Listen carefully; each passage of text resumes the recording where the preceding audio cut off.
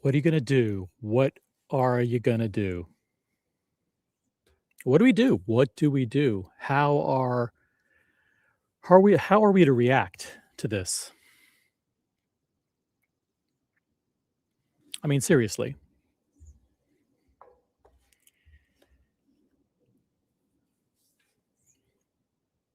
Okay, so we've had 24 hours to process this a little bit.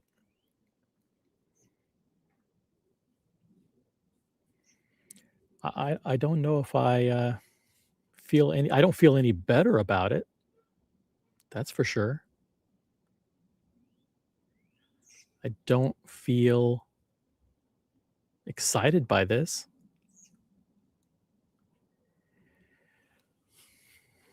I don't How do you guys feel?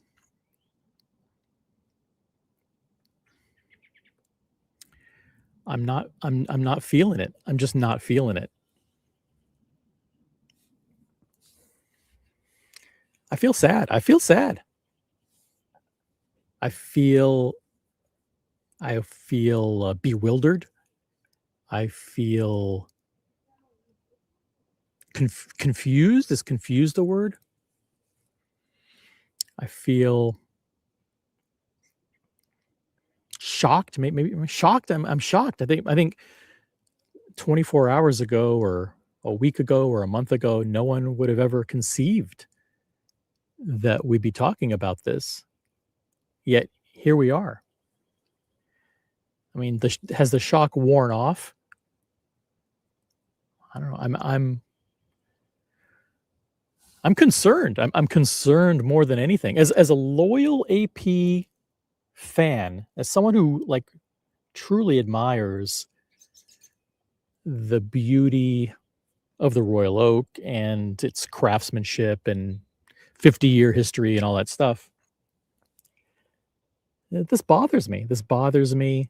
Even if it's only a pendant, even if it's only a necklace, even if it's some stupid thing that pops out of a lanyard. I mean, it's just dumb. It's just fucking dumb. I don't know why are they doing this. I just don't get it. Anyway, OC here live from OC Patio. This is the original OC channel. I'm your host, OC. Original OC channel. Smartwatch talk for the smart collector. Beautiful day here in the Northeast. Beautiful blue skies, not a cloud in the sky. It's probably 70 degrees, sunny and warm. First live stream from OC Patio of the season. I need a quick audio check. Quick audio check. Check 1 2. Check 1 2. If you're one of the 2 people watching, now it's 3 people. Awesome. Please let me know if the audio is good. Let's see what we got in the chat. Let's see who we have in the chat. Let's pull up the comments. Boom, comments on the screen. We've got St. Thomas in the chat. Welcome to the stream. Make sure you subscribe, enable notifications, like and share, and do all that stuff. Welcome to the channel. What is the retail on these bad boys? First of all, we haven't seen any actual pictures of the actual watch. Everything you see on Instagram is AI and mock-ups and Photoshop and all that stuff. So like any images shown on Instagram or throughout the course of this show or any other show are pure speculation and pure conjecture. So please don't look at this stuff and go, "Oh, look, it's a watch and it looks like this is nothing. This is just a clickbait visual designed to get your attention." Right? Oh, wow, it looks great. How much is it? We don't know how much it's going to be. We don't know, when it's going to be launched. I mean, we know it's going to be announced on May 16th. Maybe it'll get announced before then, and they'll roll these out Swatch, moon Swatch style. Certain boutiques, New York City and Tokyo and Milan on this date, and then Las Vegas and Montreal and wherever on some other date. They roll it out like the moon Swatch. I don't know. I have no idea. And we don't know what the product is. We don't know what the friggin' product is. We know it's called Royal Pop. I mean, we can surmise that it's maybe one of these pop-based lanyards. It's on a lanyard, it pops out of the pendant, and you can put it somewhere else. I mean, who the fuck knows? I mean, I think they're like they're two clear camps at this point. People who are like, no matter what it is, they're gonna be like, "Oh, that's cool for AP to do it." And then there's probably an equal group on the other side that's like, no matter what it is, whether it's a watch, a lanyard, a desk clock, regardless of what it is, the fact that it's associated with Swatch Group means it's bad for AP. So I think there's two camps. Where do I stand? I don't know. I don't want to influence you one way or the other. I have no influence on the global watch community anyway. It's the global watch community that influences my opinions more than anything. So we don't know what the retail is on all this stuff. OC is troubled. Logan Hall, member of the channel, and also a moderator. What's up, Logan? Got Birbinghard in the chat. Birbinghard's a cool guy. Straight to jail. Time to put AP in the tutor tier. Get out before the fall. That's also another interesting question that the people are raising about this potential collaboration. What does it do to AP's reputation? And of course, the next logical step is, what does it do to the AP experience? The cost of ownership? Does it make the watches more desirable or less desirable? Does it make them harder to get, less hard to get? Does it make them easier to sell, harder to sell? Does it make the secondary prices rise or fall? I don't know. But well, it's going to bring an influx of kids and hoodlums into the brand. So that's good, right? That's what some people say. You know, bringing in a lot of hoodlums is good for the brand. I don't know. I'm not an expert on hoodlum culture. I'm an expert on culture and community. I'm a big fan of culture and community, but just not hoodlum culture, and not hype flipper culture. Like, I'm not on what's that app that people use? StockX or whatever it is, where you're like, oh, dude, there's a sneaker drop tomorrow at Foot Locker at 10 a.m. You'll be able to flip these on ShoeX or whatever for double retail.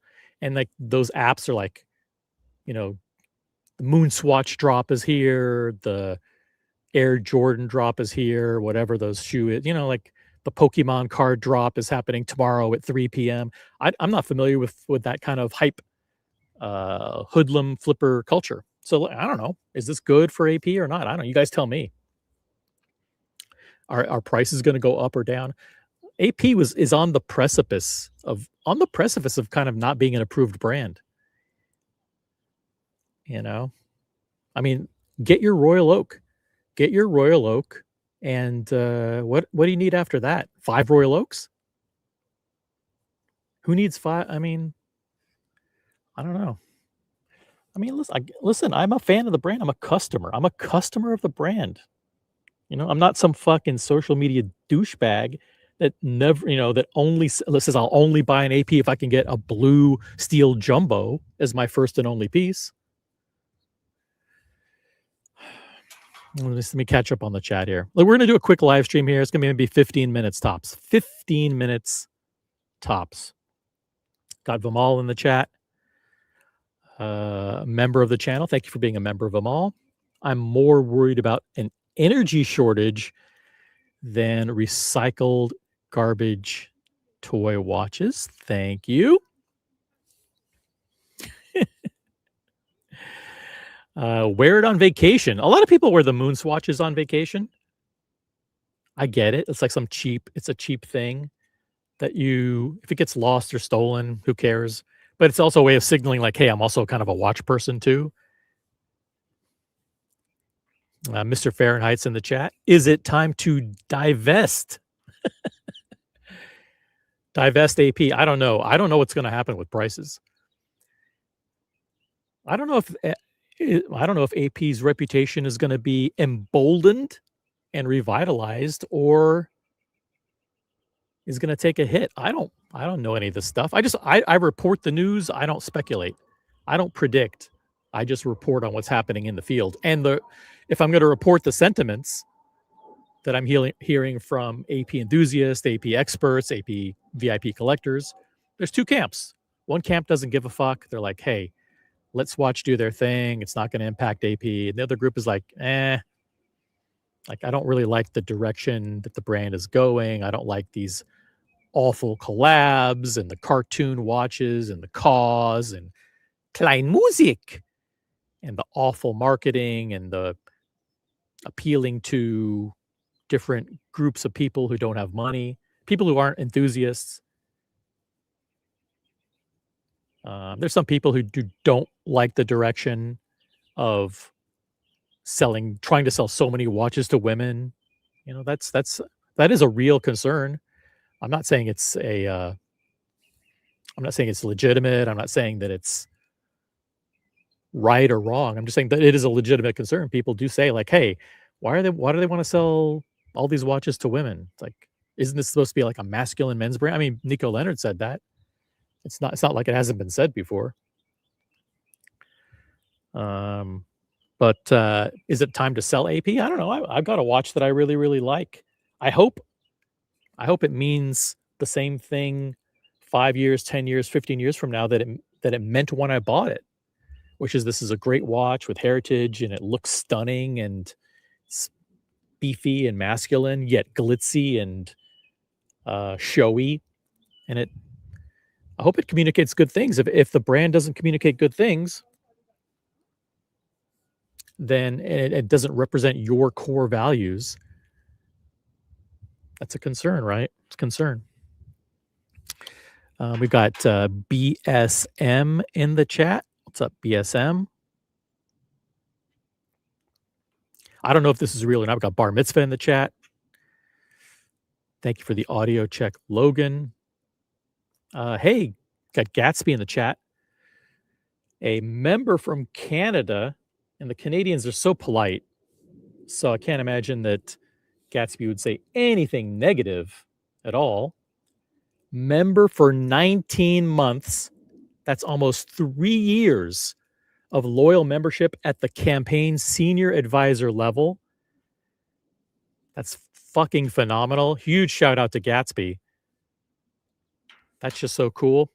I really, really appreciate the 19 months of support, which is nearly 3 years of loyal support at the campaign senior advisor level. That's the highest. It's not the highest level that's available, but it's the highest level that anybody would pay for in their right mind. You know, it's pretty high up there. It's not the highest, but it's like it's high enough for like someone to only be completely crazy to agree to pay that monthly fee, the monthly subscription rate. Clearly, this is Gatsby talking.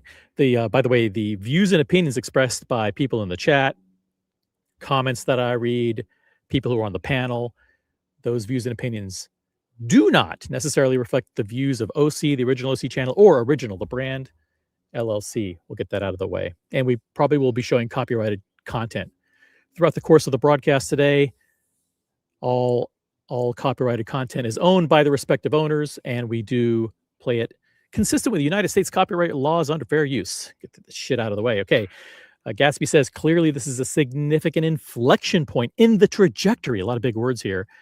So clearly this is a significant inflection point in the trajectory of the AP brand. My question is, can we expect a public statement from Boston Collector with regards to his feelings on this new alternative to his ceramic AP Royal Oak perpetual calendar?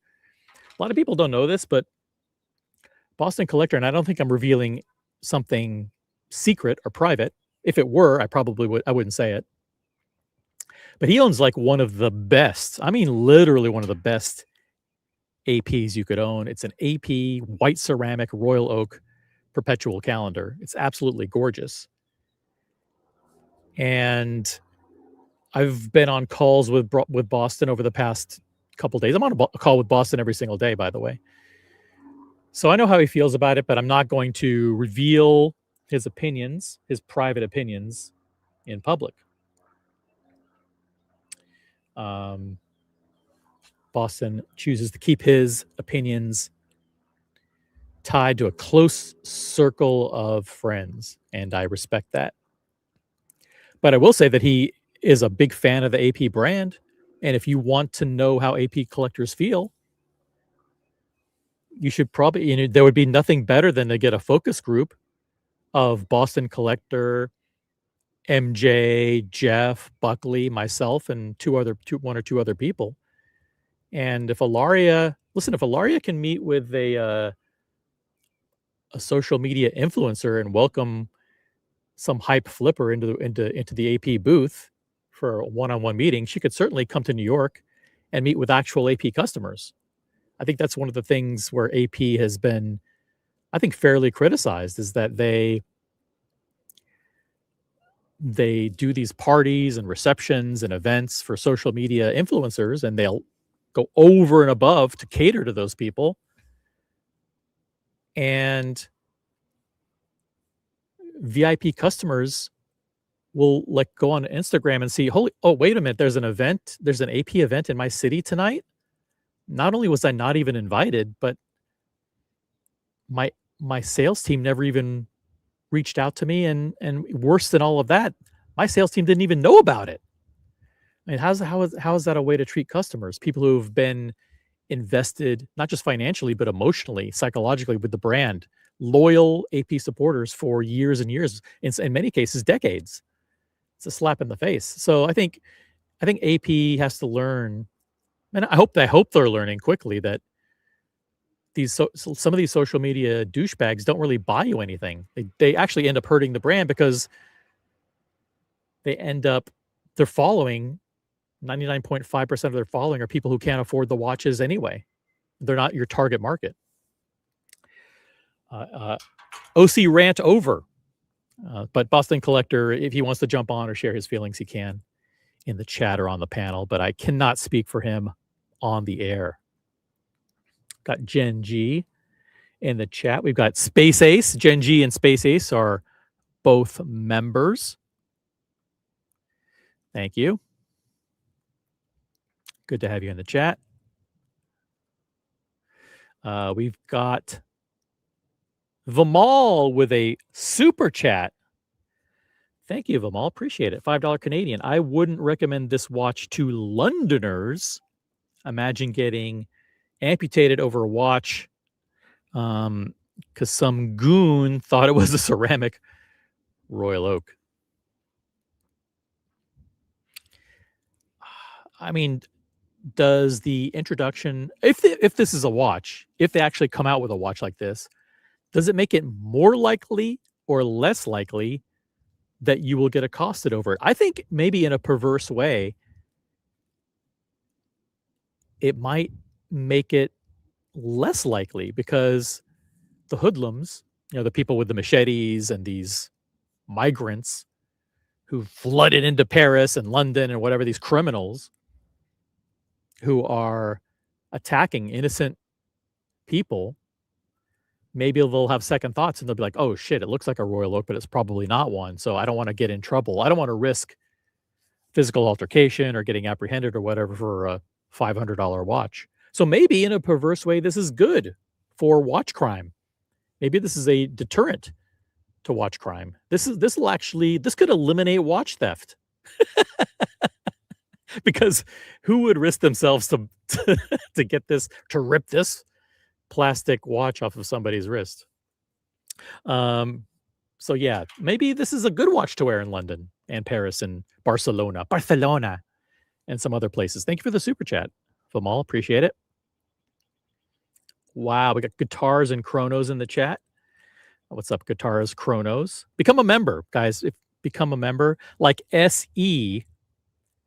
Member, this is awesome. Member for 18 months, campaign senior advisor. SE and Gatsby are both senior advisor level members.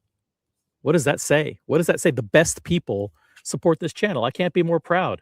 I cannot be more proud to call I mean, forget about being supporters. I mean, I do legitimately call them friends. Essie, of course, I've met in person, but Gatsby, I don't think I have. Gatsby, I'm going to meet in person. I'm going to show up in Toronto at the Rush concert, and we'll get together and go to dinner. Or he can fly to New York. We'll see Rush at Madison Square Garden. SE, member for 18 months, senior advisor level. Gatsby, I'm deeply worried for the first guy wearing the royal swatch, walking up to Boston Collector going, hey, we got the same watch, bro. Hmm. Yeah, I can't speak for people who've invested 100, 200, $300,000 on a black ceramic or blue ceramic or white ceramic royal oak, what their feelings would be if some guy, some kid at a Red Bar event walked up and goes, "Oh, cool. I got one too." I can't imagine it would feel too good, you know? It's one thing to have a Speedmaster and some guy with a Moonswatch goes, "Oh, cool, a Speedy. I got the Moonswatch." Like, "Yeah, okay, cool, kid. Nice." But when you spent $200,000 on a ceramic Royal Oak for some guy coming along with a plastic fucking amulet around his neck, go, "Oh, look, I'm an AP fan too." I don't I don't I don't think it wouldn't rub me the right way. I don't know. Again, I don't speak for everybody. I don't speak for anybody. We've got 50 people watching. By the way, a huge shout out to everybody who watched yesterday's stream. It was the number one live stream on YouTube regarding the Swatch AP potential collaboration. We beat all the big YouTubers. The most watched live stream on YouTube. And that's saying a lot. We were up against some stiff competition. Maybe not so stiff. We actually do watch talk here. We don't have clown panels. Hey, we got Aussie Expat. Thanks, by the way, to Aussie Expat and to Thomas Burnett for jumping on yesterday. That was super cool. Aussie Expat's in the chat. He says, my comments require a disclaimer. Gatsby, yeah, they do. They do. You never know. I may not want to be associated with them. I looked at the AP forum, says Aussie Expat, full panic mode. Full panic mode. I haven't looked at the AP forums. I think an overwhelming majority of AP customers have no idea this is about to happen. No idea. I think they're going to be friggin' blindsided by this. OC, in your opinion, asks St. Thomas Virgin Islands, what is the worst AP collaboration to date? Which one is the worst one? I'm going to put it to you guys. What do you guys think is the worst AP collaboration to date? Please type in the chat. Is it they've done a couple of collaborations with Marvel. They did Black Panther and Spider-Man. They've done KAWS. They've done what else have they done recently? They did Travis Scott. They did a John Mayer watch. They've done a collaboration with that fashion brand where the watch ended up looking like a Movado or ended up looking like a Michelle watch. That one was pretty bad. I don't know. What are some of the others? Help me out with some of the others. I think this has the potential to be the most far-reaching, and as a result, it could result in the biggest repercussions, either positive or negative. The one thing that's clear is that for Swatch, this is a fucking coup. For Swatch, this is great. They sell 1,000 pieces, they sell 1,000,000 pieces, whatever they sell, Swatch gets another hit product, for 2026. And they kind of need one because the Moon Swatch was a massive hit. It contributed probably over $500 million over 3 years in revenue into the Swatch coffers. And there was actually the first year, I think it sold 1.5 million units, and then it sold 2 million units. It's a lot of money. I mean, 200, I think they made 250 million in revenue the first year it came out. So this is Blanc Pawn was not a success. Blanc Pawn 50 Phantoms collaboration wasn't a huge hit. This is different because they're reaching for Holy Trinity brand. I can't believe the question that a lot of people are asking is, why did AP agree to do this? Why would they collaborate with a quasi competitor? Do they really? Is this the kind of attention that they want? I don't know. I'll let you guys pontificate on that for a little bit. I hate this. How much?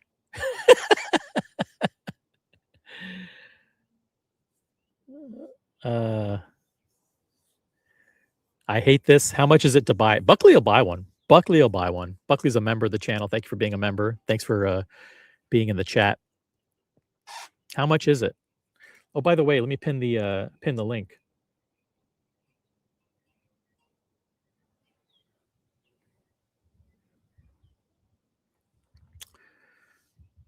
Check. Hold on a second here. Hold on.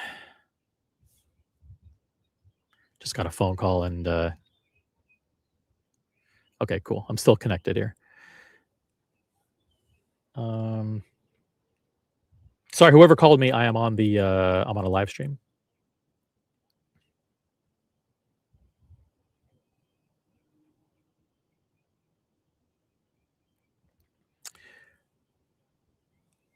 Let's see here. Sorry, I just got distracted. I hate this. How much? I think Buckley will buy it. Sure, he'll buy it. Why not? Will you buy what? Well, you buy. I mean, we did a poll yesterday. I think 50% of the people said that they'd buy one. Right? It's crazy. Craziness. Oh, I got to pin the chat. Pin the link to the panel. That's it. Pin message. Boom. That's what I wanted to do. I was distracted. That's what I wanted to do. Okay, got it. Now I'm. By the way, upvote the live stream. We only have like 10 upvotes. Come on, guys. Upvote the live stream. We've got Swiss in the chat who goes by Peruka. Not as bad as Cactus Jackoff collaboration. Okay. So Cactus Jack was worse. That was the Travis Scott. You think Travis Scott was worse? Why? Did you not like the watch? Let me know. Look at this. The Jorn Identities in the chat. Member of the OC channel. What's up, Jorn Identity? By the way, check out Deadbeat Seconds, available on Amazon. Available everywhere. Everywhere quality books and ebooks are sold. Deadbeat Seconds. Is this real? This can't be real. I know there's no mock-ups or renders or photoshops or AI generated anything that's real. Nothing about this collaboration is real, other than the fact that it's called the Royal Pop. It is somehow associated with the Royal Oak. It's a collaboration between Swatch and AP, and that's all we know at this point. Whole Milk, who's a member of the channel. I'm holding out for the Richard Mille Swatch collab. That would be crazy. That'd be insane. Gatsby, $10 super chat. That's $10 Canadian, which is like, that's like $35 US. That's a very, very big super chat.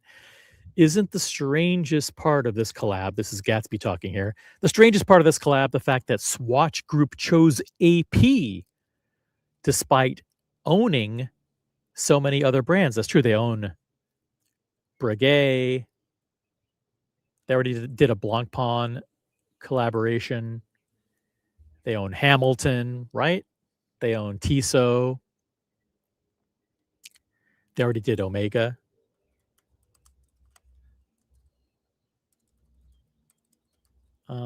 Yeah, so they chose AP over a lot of the other brands that they have.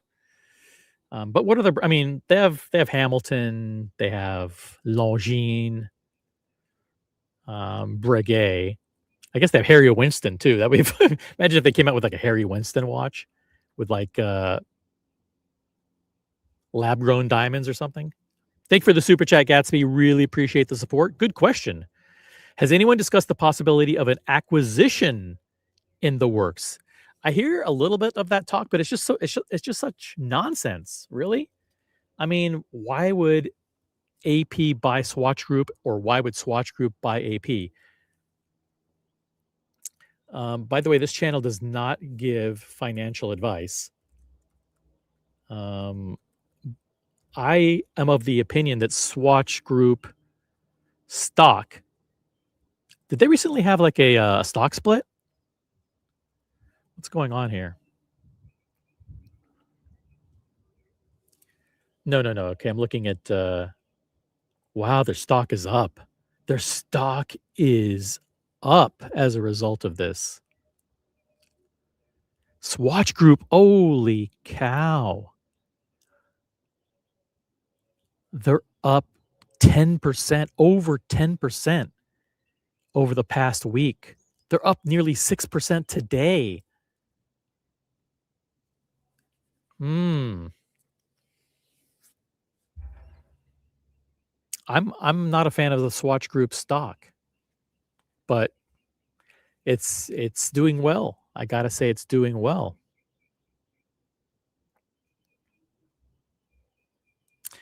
Thank you. I mean, I don't think there's any chance in hell that AP would buy Swatch or that Swatch would attempt to buy AP.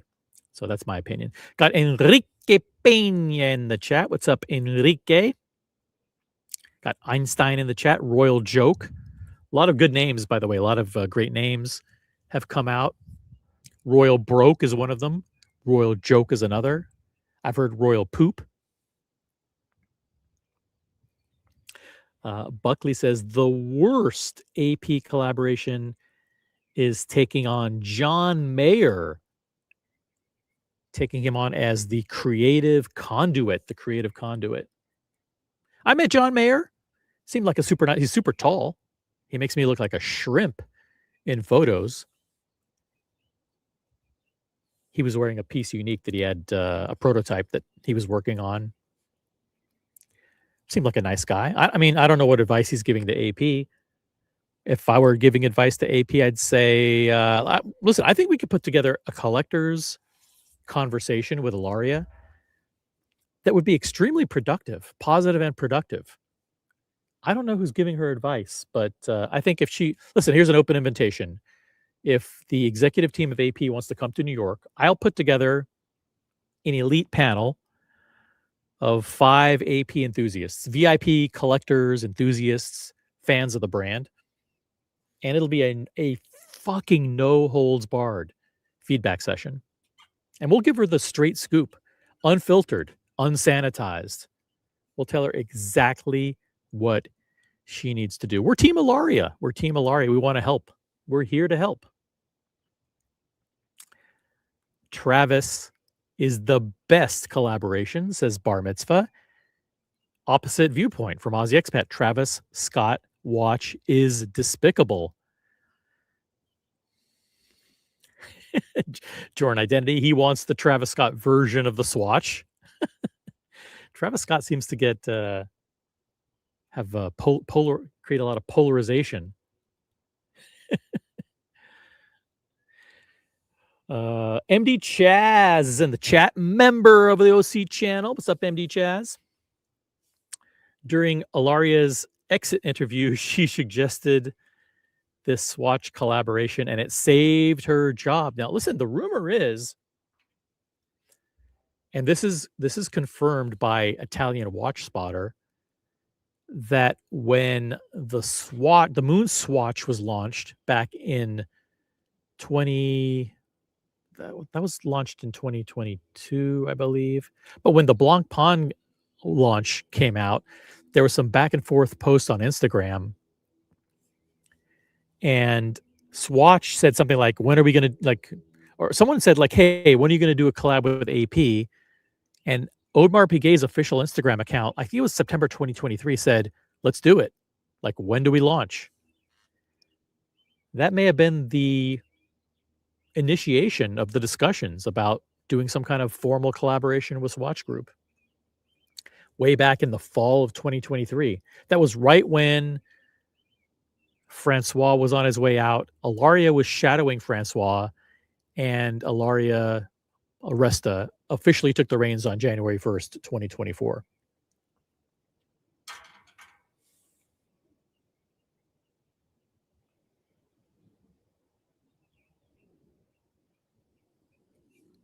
The views and opinions by people in the chat, by the way, do not reflect do not necessarily reflect the views and opinions of me or the channel. Just letting you know that. I don't think Ilaria is going anywhere. I think she's there for at least 3 more years. You know, she's not. I don't know how I'd give her. Well, how would I grade her performance so far? I don't know, pretty good. She put in a whole new team. I don't know. I think we should give her the feedback one-on-one. If Jizz Club can get a one-on-one meeting with Ilaria, we can certainly. She should certainly want to meet with 5 VIP collectors in New York City and hear the unfiltered, unbridled, unsanitized, maybe 2 or 3 other words that start with feedback about the brand and how to turn it around, how to put it back on the trajectory to greatness, which it's a great brand. Let's not mess it up. Let's not screw it up. Right?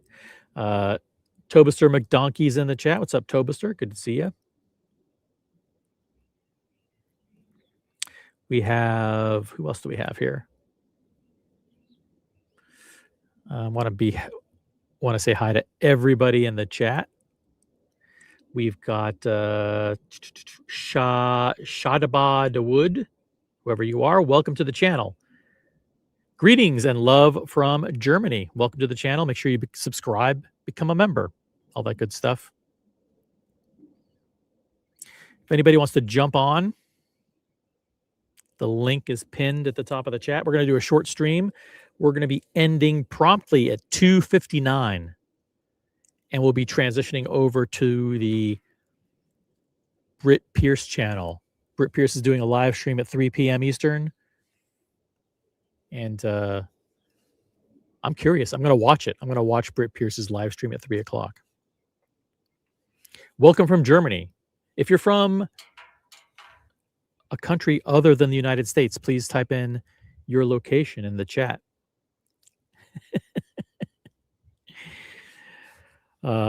We got Brian the Pipe in the chat. Is this another Blame Benihana release? I think this is the beginning of the AP brand sale to Swatch. I don't think so. I don't think there's a financial transaction coming here.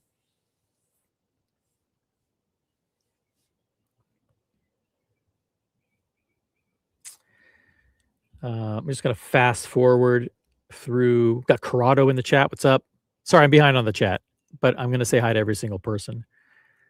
What's up, Corrado? Got guitars and chronos. If the movement is serviceable or replaceable, I'm buying one. I don't think it is. I think the System 51 is like one of those throwaway watches. Like when it breaks, you basically throw it in the trash. I don't think you take it to Swatch and service it. Maybe if you take it to Watch, say this is broken, they take the movement out and throw in a new one, a replacement for like $35 or whatever. I don't know. I don't envision myself buying one of these. I'm not going to buy one. And that means, and by the way, by not buying one, that doesn't mean I'm not a fan of AP. It actually is the opposite. It means that I am a fan of AP. I am a huge believer in what it means to own a Royal Oak and to be an AP customer. And I'm not going to water it down by getting some $500 watch that is on StockX or whatever, stock hype, whatever the frick.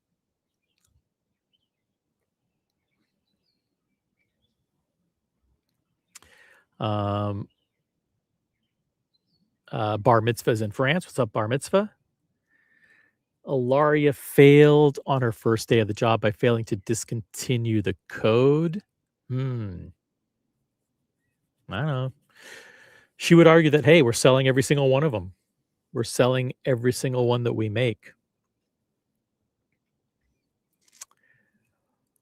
It's a tough job. I mean, why? I mean, if you discontinue it, doesn't that just put more of the focus on being a single product brand? You know, it's like it's a no-win scenario. It's just a lose-lose. No matter what you do, you're going to get criticized. I feel sympathetic. Listen, the product assortment, that was in the pipeline for years and years. Some of the things that have been launched, you know, the reimagined perpetual calendars, those have been in the works for 5, 6, 7 years. The movements have been in development for years and years and years. So, I mean, she's responsible for the day-to-day operations. She's responsible for the sales experience, the marketing, the executive team. The product assortment, not so much. She was dealt that. But over the next few years, we're going to start to see her influence on product development.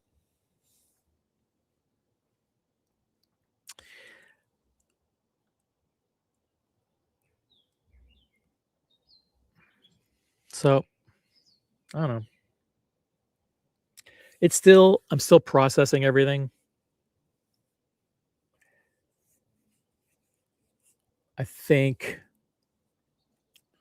I mean, May 16th is a long time away. Maybe I'll fall in love with the concept by then.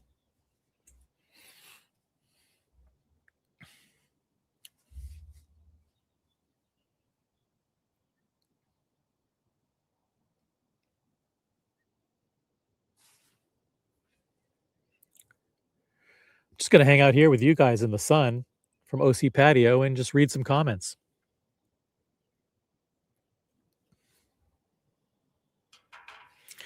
Hang on, OC, says Gatsby. We don't know that they're selling every code that they make. Are you privy to an inventory report that the rest of us aren't? Have you seen their back warehouse? No, I just think I think they're able to move the codes in the offshores. Offshores are a good watch. The code is a good watch. The code is a good watch. The thing is, but when you make more than demand, that's where the disconnect occurs. You need to make sure that production is in line with demand, and always make one fewer than the market wants. And I think right now they're just making more. It's a catch-22 because you want to decrease the reliance on the Royal Oak, so you produce 10,000 codes or whatever, right? And if you produce too many codes, it makes it seem like the salespeople, in order to sell Royal Oaks, they say, "Well, please buy this." It just happens naturally. Salespeople are salespeople. They can say like, "Hey, listen, if you want a Royal Oak, that's cool. Just wait in line. You'll eventually get one." But their natural thing is to say, "Hey, by the way, we have two or three codes available. We have a steel chrono, we have a full gold chrono, and if you don't want to wait here and you want to buy an AP, here's one to buy." They're just doing their job. And if you buy it, it's on you. It's their responsibility as a salesperson to show you the watches, right? The question is, do they reward people who buy codes and offshores with Royal Oaks? I mean, would those people are those people the first in line to get Royal Oaks if they've recently bought a code or not? I mean, human nature says, yeah. Don't you want to reward customers who just spent $100,000 on a code in an offshore and give them the watch they want versus someone who just comes in and just wants the Royal Oak Jumbo as my first and only watch, like the some social media douchebags out there, that some of whom actually got blue Royal Oaks as their first watch. I think it's a slap in the face to loyal collectors who've been kind of been given this journey. They've been they've been given a roadmap. Oh, you want a jumbo? Then listen, we'd like you to do this, this, and this. It's a slap in the face to those VIP customers. But I think they need to reduce demand of the code. I mean, reduce production of the code to more closely match supply.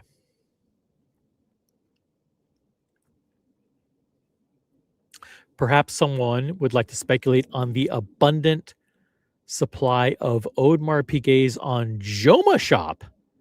This is a super chat, by the way, 5 Canadian super chat from Gatsby. Thank you very much. Is Tim G available? Tim G is an expert on Joma Shop.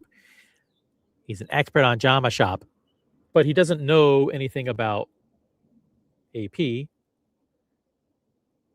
He's an expert on Joma Shop, but not an expert on AP. He's never owned an AP.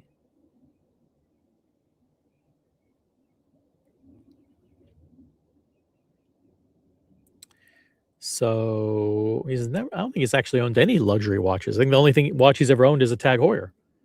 I mean, I consider that near luxury.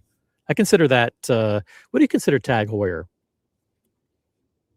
It's like a stepping stone to luxury. It's not full luxury.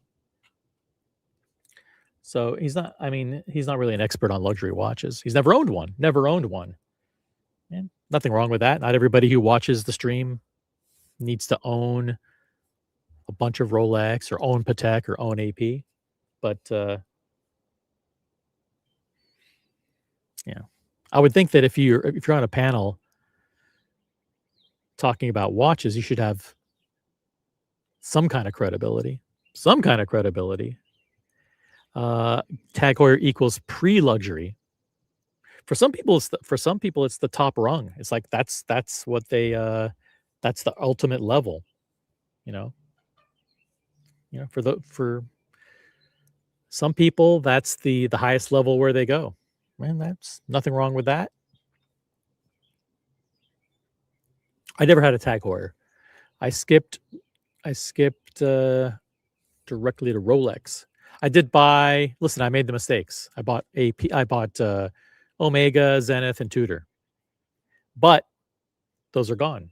Those are gone from my collection. 0 Omega, 0 Zenith, 0 Tudor. It's all Rolex, AP, and Patek, baby. I don't know what to do with my collection next. I might consolidate. If I consolidate, you guys will be the first people to know. I'll come on and I'll announce it. But I'll sell my King Midas. I'll sell my Texan. I'll sell some of the other pieces that I have. It's a good time to consolidate.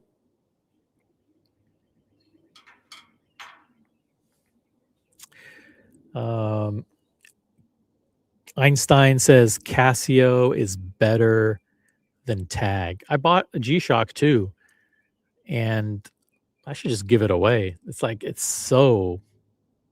I would never wear it ever, like not even in the house. I can't think of a logical reason why anybody would wear a G-Shock. I mean, I know, I don't know. I'm not ever wearing it out in public.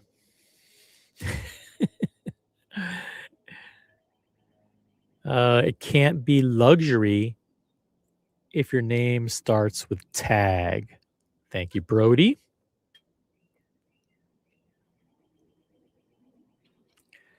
Yeah, you need to. Shit, I didn't know, says Brian, that I need to trash the one Tag I have. Yeah, you should probably trash it. Get rid of it.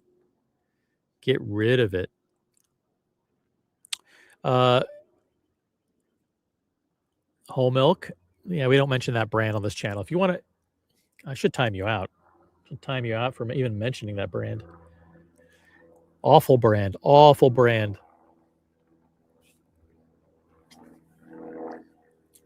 We got moderators in the chat. Be careful, Whole Milk. We got moderators who will who have the authority to time people out for mentioning brands like that. Be careful. This is an autocracy with a small group of dedicated moderators. Do a state of the collection. State of the collection, OC. It's simple. I got 8 Rolex, 2 Pateks, and an AP. It's a pretty easy collection to understand. You know, state of the collection is simple. I got watches that I'm looking to move. Watches that I'm going to move to get down to a reasonable level. Everyone knows my collection. I have Rolex. I have a platinum date 8. I have a rose gold Daytona on Oyster Flex. I have a steel Daytona white dial, the 126500. I have a Sea Dweller 43. I have the King Midas. I have a Texano. I have an Oyster Quartz date 8. And I have a Pepsi on Jubilee. Everyone, it's easy to remember. It's too many watches, but it's still easy to remember. And I have a Patek Philippe weekly calendar in steel. And I have an annual calendar moon phase in white gold. And then I have an AP Royal Oak. That's it. That's the collection. Boom, boom.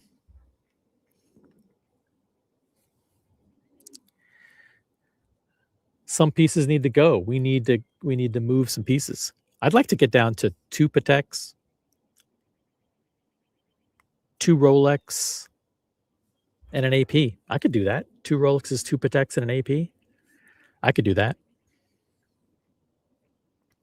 Bobby Dazzler says, move the SD43. I'll sell it to a member of the community. If you're in New York, if you want it, it comes with a diver extension. I'll sell it for a very fair. Listen, I've sold watches to members of the community before. I always sell at extremely fair prices because the last thing I want is someone saying, oh, OC sold me a watch for a profit. Would never do that. Every single watch I've sold at a loss. So if anybody wants like a yellow gold Oyster Quartz date 8 or Sea Dweller 43, reach out to me.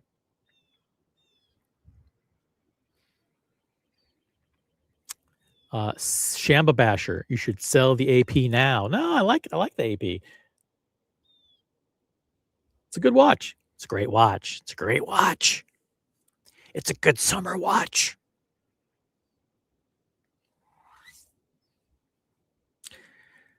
Bobby Dazzler, welcome to the chat.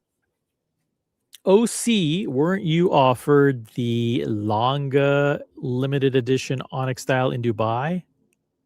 No, I don't think I was. I can't remember. I might have tried it on. I think I tried it on, but I don't think I was offered it. I didn't ask for it. Didn't ask for it.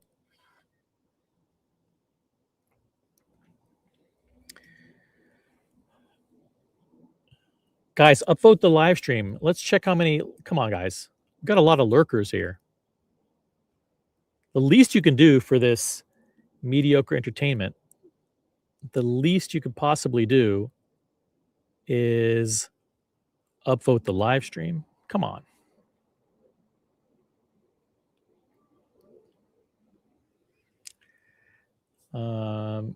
Come on. We should have way more upvotes than that. Come on, guys. Seriously. And by the way, for people who have people who are members, please check and see if you have a free member milestone chat. Please use those. Enrique Pena, Sea Dweller sounds interesting. OC, what year? It's a 2020 Sea Dweller. Sea Dweller 43. I think it's the 126660. Full links. Comes with a diver extension. By the way, if you buy a Sea Dweller new, it doesn't come with a diver extension anymore. Believe it or not, it's funny because that's like the Sea Dweller is like considered like a professional dive watch. Yet they discontinued the diver extension. You have to actually pay extra for that now. So mine comes with the diver extension. If you're in New York, you want it, shoot me a note on Instagram or whatever. All reasonable offers entertained.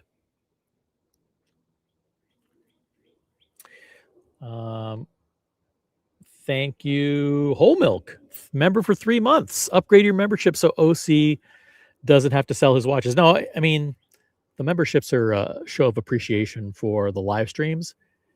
Nobody has to fund my watch collection or fund my trips or anything like that. Nobody. I would never ask anybody to pay for my watch collection or to pay for my hotel or my lodging or anything like that. 126610, is that what it is? I don't even know what the Sea Dweller reference number is. I thought it was 126660. Maybe I'm wrong. I don't know. Look it up. Look it up. Thank you for this. The member milestone chat, Whole Milk. By the way, if you want to meet up with OC, you can do so. I'm going to be in several places over the next few weeks. I can't reveal exactly where, but if you want to meet me in New York, I'll be at Bucherer Time Machine on Friday, May 8th and Saturday, May 9th. I'm partnering with Bucherer for Bucherer Watch Week. So if you want to come hang out with OC and members of the watch community, meet me tomorrow. Learn more at bucherer.com. You do have to RSVP. If you need to RSVP, you might be too late. But reach out to watchweek@bucherer.com. Watchweek@bucherer.com. Send them your information. They'll add you to my list. Tell them OC sent you.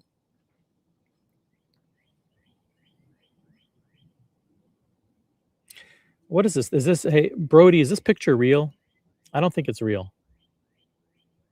Yeah.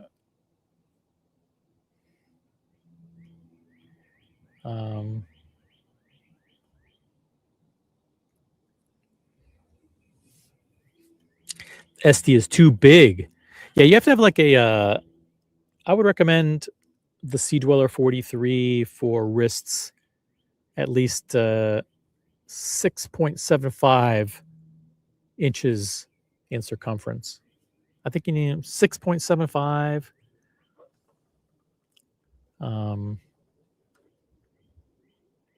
7 inches. Hey, look, I got a visitor. Whoa, it's Kylo. Woo, Kylo. What up, buddy? Now the viewership's going to skyrocket.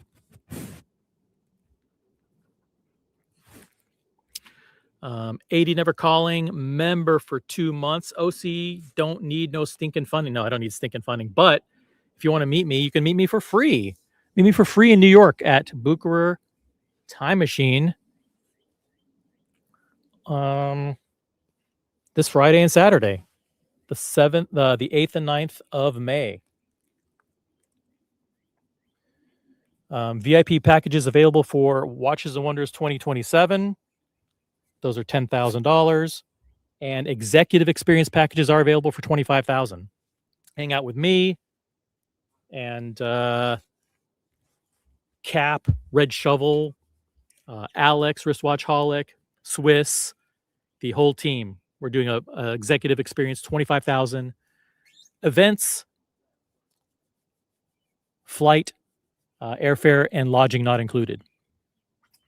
Reach out to me on. We're only taking 5 slots available. Only 5 slots. And I think 3 of them are already full. 3 may be already full.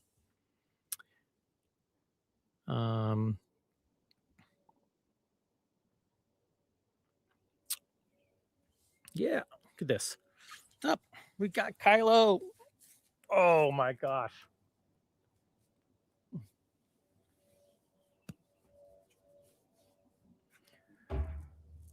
Kylo's my pup. Say hi.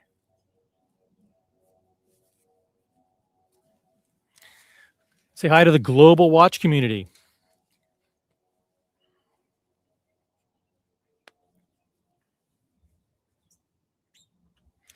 Kylo, what do you think about this AP stuff? Huh? What do you think of this collab, huh?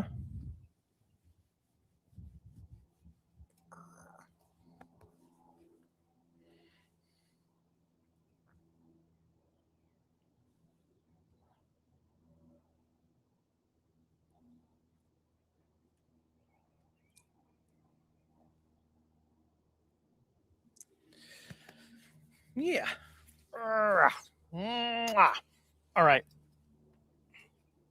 Go pee.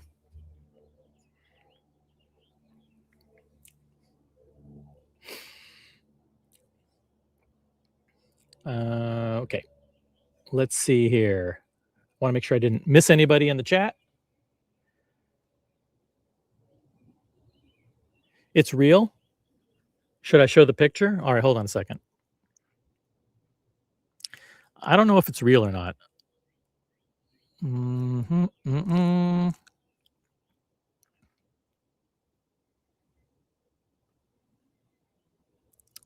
Let me see if this is real here. Boom.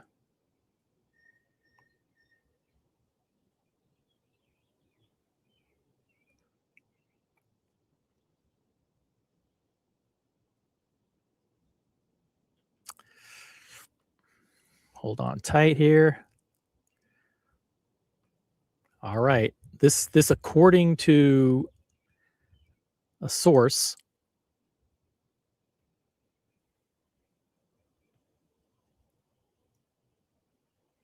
What is this?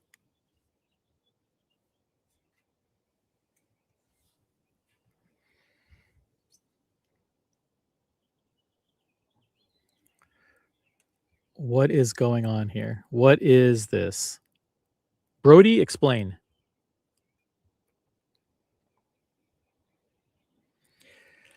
Mr. Tudor to you is in the chat. What's up, Mr. Tudor to you? Hey, Van Lux. What's up, Van Lux? Got hey, the real Mr. Ghost. Mr. Ghost is part of our VIP Watches and Wonders package and also a member of our executive experience. If you want to hang out with me, Red Shovel, Captain, Mr. Ghost, Swiss, we have a whole entourage of people. It's 25,000 events.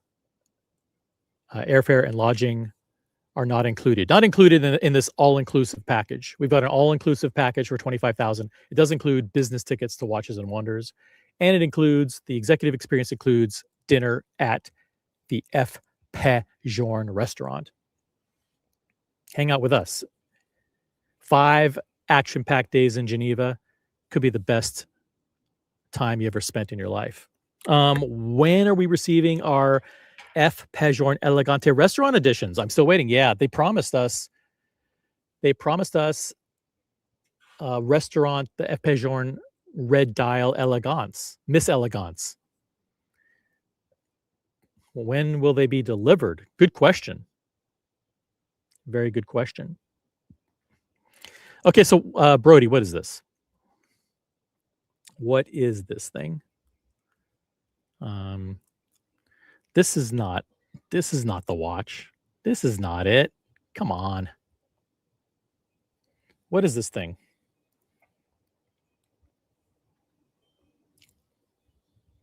I have a hard time believing this is anything.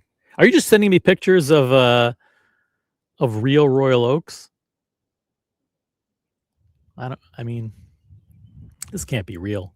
I do not vouch for this the authenticity of this image. I don't vouch for anything. Do not vouch for anything.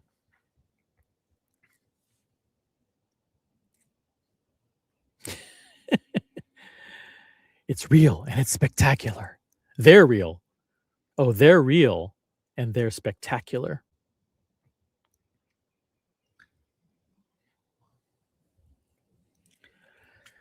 I don't know what to make of this, guys. I don't know what to make of it. Yeah, Vimal says that's Chat GPT. All of the stuff on social media is nonsense. It's just AI generated nonsense.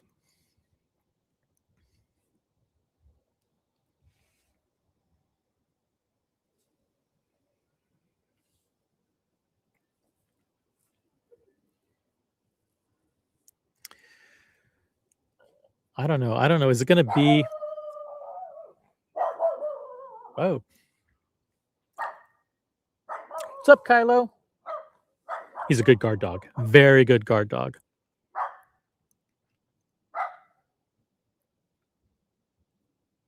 Mr. Tutor to you says, "Hello, OC. What a beautiful day today! Isn't the sun just popping? It is. It's popping. It's popping royally. Popping royally."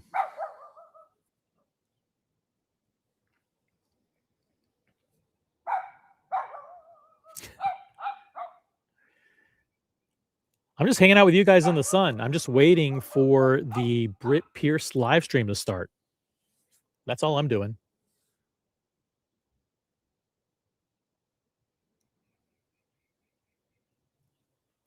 That's all I'm doing.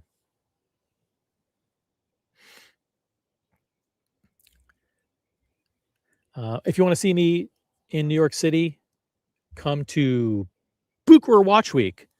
That's tomorrow and Saturday. Bucherer Time Machine, New York City. I'll be there. Will I be live streaming it? I don't know. I don't know if I'll be live streaming it. It's better to like to reward people who come and meet in person, right? I mean, it's sometimes cool. It's cool to live stream sometimes, but other times it's like you don't really get how cool it is to meet all the collectors in person if you're watching it on a live stream. So this one I might not live stream at all. Got to come meet me in person.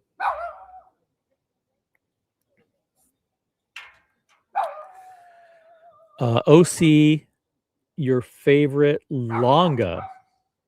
My favorite Longa.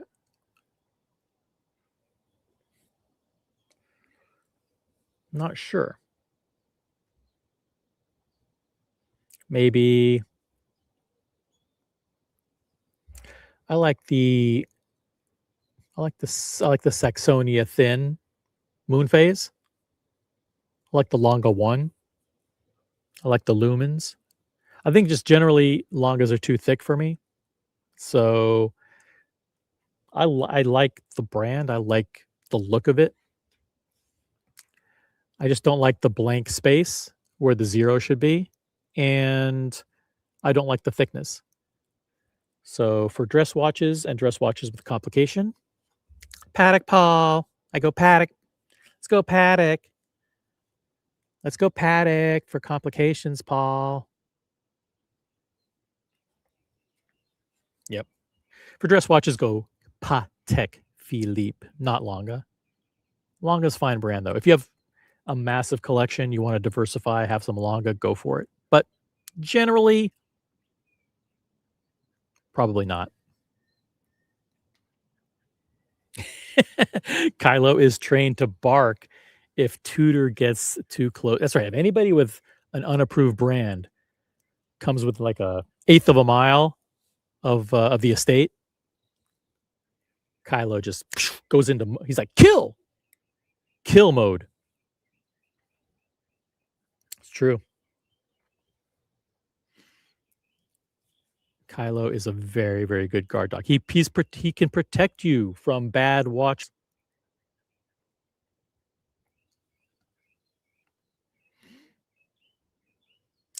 Let's see if there's anything in the news about this. Swatch AP news. Oh, there's all kinds of articles. Ugh.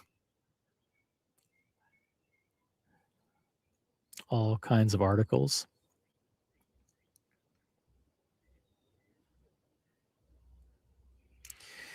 All I know is it's been 4 years since the Moon Swatch, and Swatch wants another hit. That makes sense, but why is AP doing this? Isn't that a fair question to ask? Isn't that like guys, isn't that a fair question? Does someone have an answer? Can someone share a rational explanation? Why is AP doing this? It's simple. You know, you should be able to type it in 20 words or less in the chat. Why are they doing this? Pop culture attention? Are they doing it to brand name recognition? Are they doing it to plant seeds for future generations of watch enthusiasts? Are they just doing something fun and wacky? I mean, why are they doing this? Is that a hard it, someone has to ask the hard questions. It shouldn't be a hard question to answer. Why? Why? Why are they doing this? Who thought this was a good idea? Right? Why?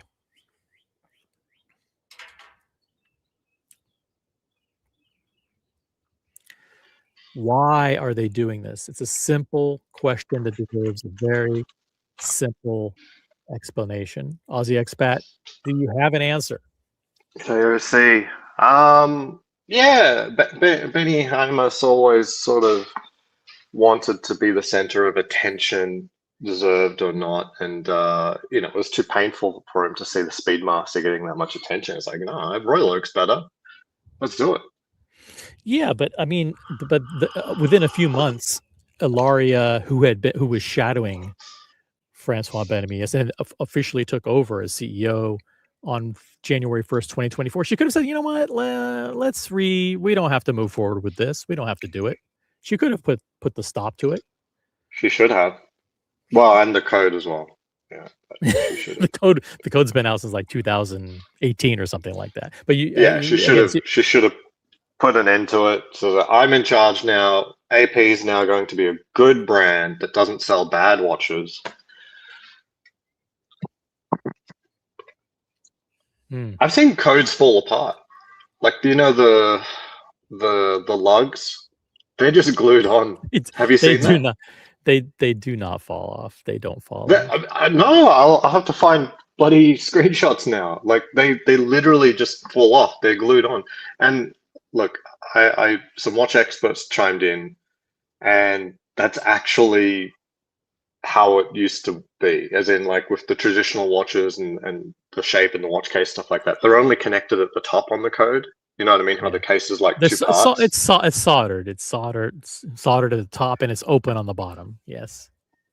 It's one of the you can slide a piece of paper through it. That's one of the benefits.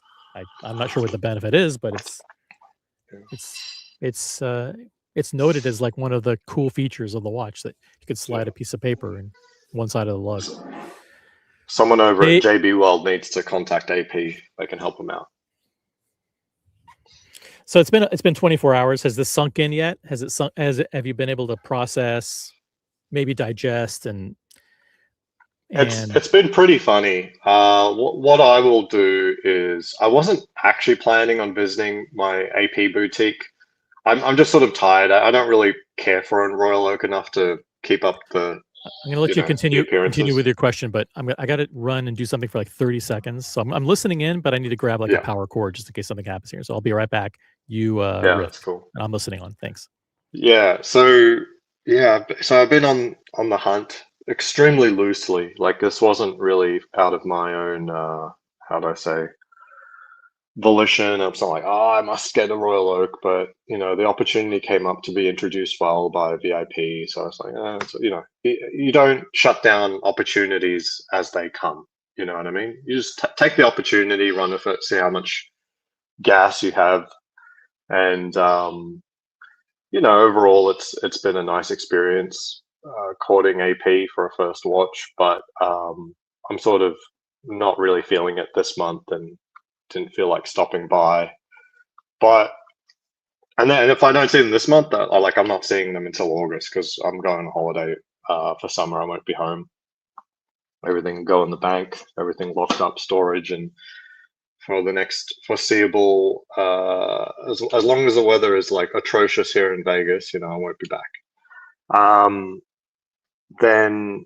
But I might try to see them just to see if I could coax anything out of them regarding their opinion on the Swatch collab. It should be interesting. It'll take an hour or something out of my day, but things are okay. I can't go outside anymore in Las Vegas. It's already too hot. I think today's 81, but I think like by tomorrow it's already 90, and Friday it's going to be 90 something. Tomorrow's 100 something. So I'm definitely not going out spending all day hiking like I'd usually do. So I may as well hit up some watch stores. So you've been on the initial phases of the AP journey / conversations. Well, as I said, they literally said to expect it in February. Now February came and went, and I don't really care. So I don't really know how much I should waste their time. You know what I mean? Like I don't care to waste their time. You know, my time is okay. Like they treat me well. It's a good experience, but I don't want them in the position of like pretending to say that they're going to give someone something. Because even at AP House, like they said, oh, you should definitely buy a Coda or an offshore if you want that Royal. It's like, they just flat out came out and said it. Yeah, 100%. Well, that wasn't even my essay. You know, my essay isn't in LA. So it's just, that's how I think people don't understand like how transactional AP are. Like they played anyone got crossing the streams with respect to how to get a watch at Rolex versus how to get a watch at AP. I don't think they realize how difficult it is respectively. Because if you're used to Rolex, the Rolex experience is more accurately described as a casino. There are things that help, like i.e. playing more, you know, more purchase history, but it doesn't mean the outcome will be good.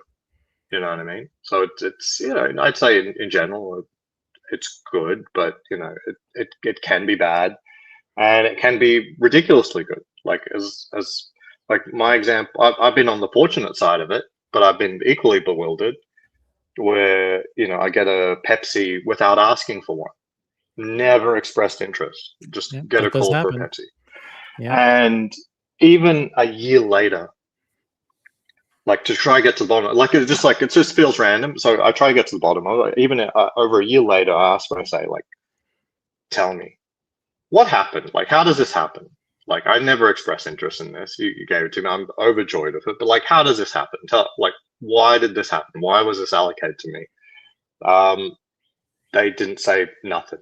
Absolutely nothing. They don't even say, well, you're a good customer. Like we like you. No, nothing like it was that. Yeah, absolutely nothing. And you know, and then there's other customers who have equally bewildering experiences where they've bought a first piece, the second piece seems very reasonable, and they're effectively ghosted.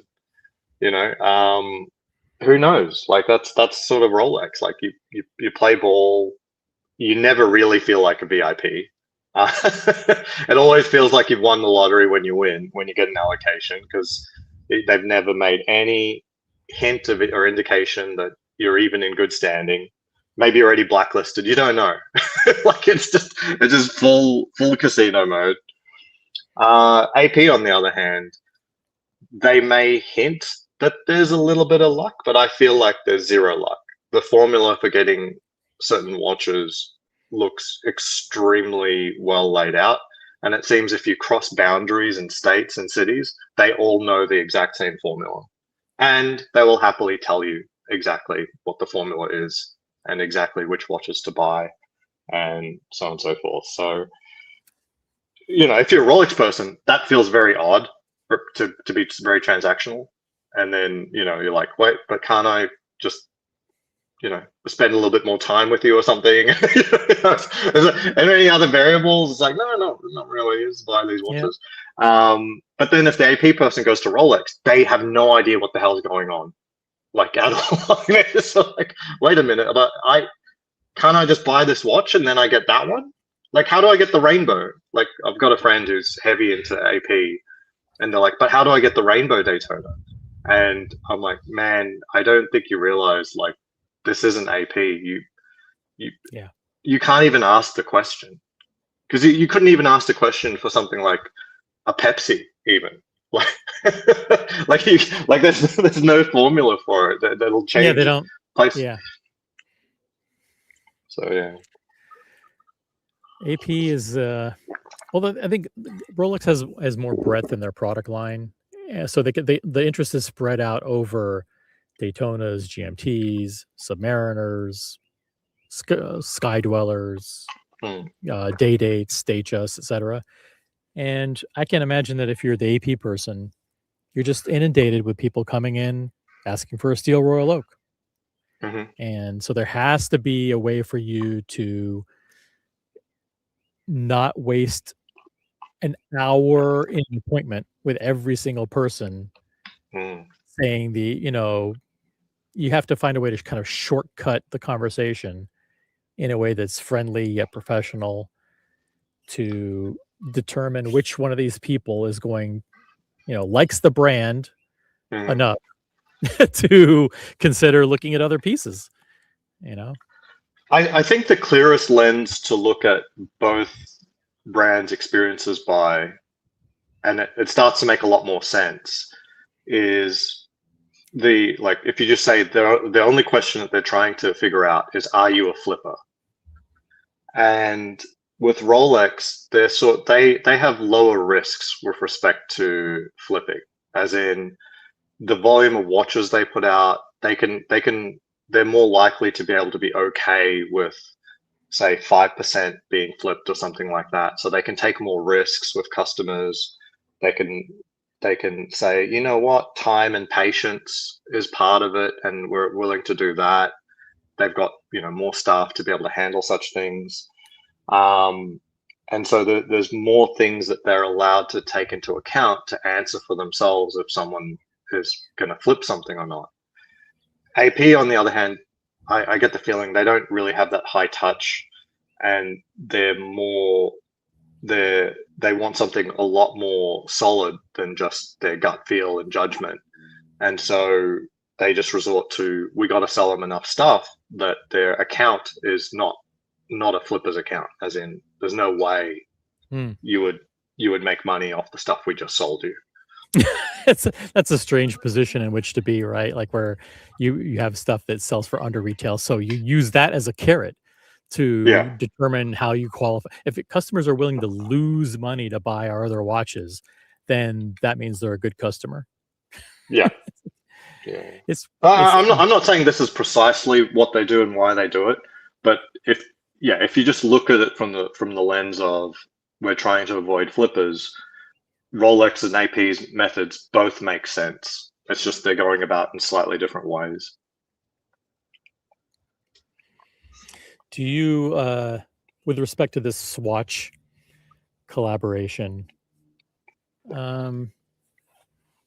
it's obviously not some kind of cash grab. AP doesn't need an infusion of hundreds of millions of dollars of partner revenue in order to be successful. It can't be that. Is it some kind of pop culture relevance? I mean, you hinted at it.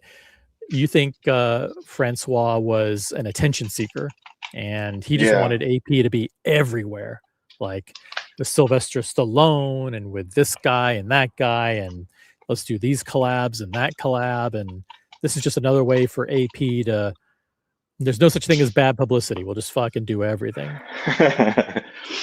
Yeah. I mean, maybe some of it comes from the idea that, as we pointed out, almost nobody knows who AP is. No normal, every normal person knows Rolex. And it means that in terms of a flex piece, for a flexing watch, most people would be more impressed by like Platinum Day Date than anything from AP, because they've simply never heard of AP. But to change that experience for their VIPs, that they don't keep getting shunned even though they're wearing, six-figure watches, they need more of the riffraff to actually know who AP is. That could be a reasonable justification, right? You need to go mainstream just so that you can build up the egos and the mogging level of your actual VIPs. Yeah, please don't use terminology like that. I don't appreciate it. No, I'm trying my best to relate to Gen Z. Okay, I don't even know what that means, but I think there's. Well, mogging just means you're. It's like what we refer to as like flexing on people. Like Got it. you just completely trounce someone in your presence because you're that much I more will handsome. never use that word. Do you think there's a chance that the the brand? No, we can invent a new word. Sorry, we can't just skim past that. We can invent it right here. This is Yeah, watch we'll invent. mogging. The Yeah, we'll watch invent it. mogging factor.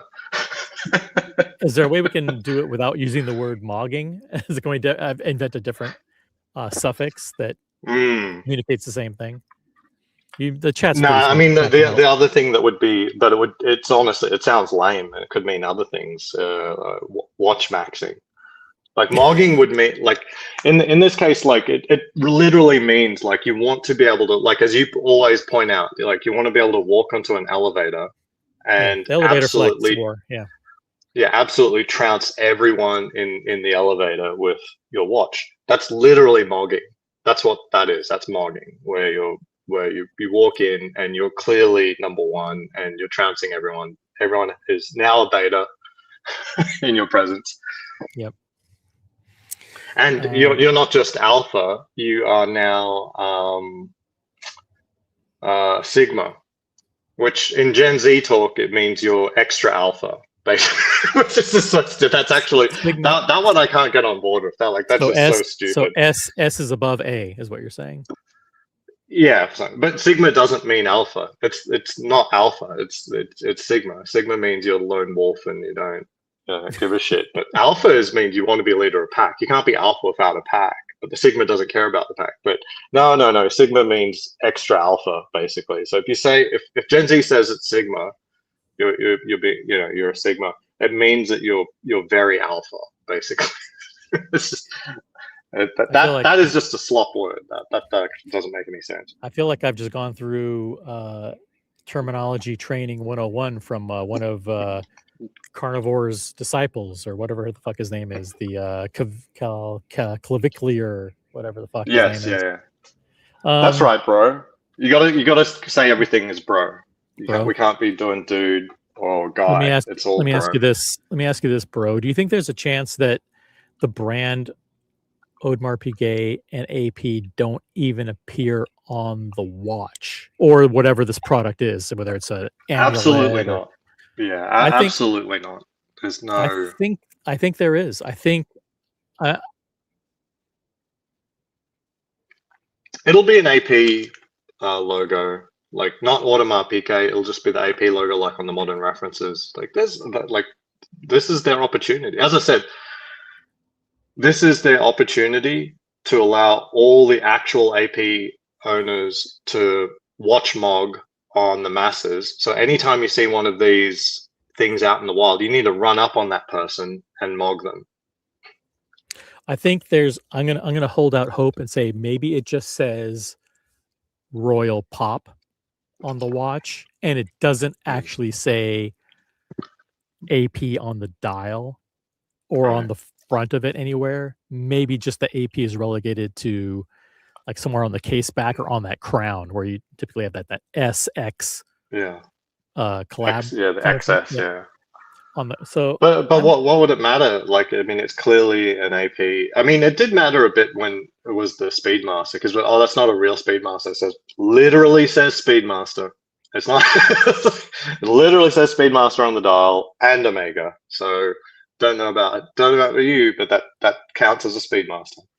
Did it say Speedmaster or just Moonswatch? Did it say Speedmaster as well? No. Moonswatch was not anywhere to be found on the actual watch. It just said Speedmaster. I'll go find mine. Let me have a look. Let me go find this piece of garbage. I don't know if I don't remember. Are you telling me it doesn't say Moonswatch? I think it does. Well, it definitely says Speedmaster. It's got, because Speedmaster has the special font and everything, and the lines coming off the S. If anybody has a Moonswatch, just let us know what it says on the packaging and on the watch itself. Packaging. I think. I wonder if I've got the packaging still. You don't have the original packaging. You don't have box and papers. I mean, I do, but I don't know where it is. Where it is? Oh, the Speedmaster, that piece of crap. It's not even any in my watch boxes. It's that crap.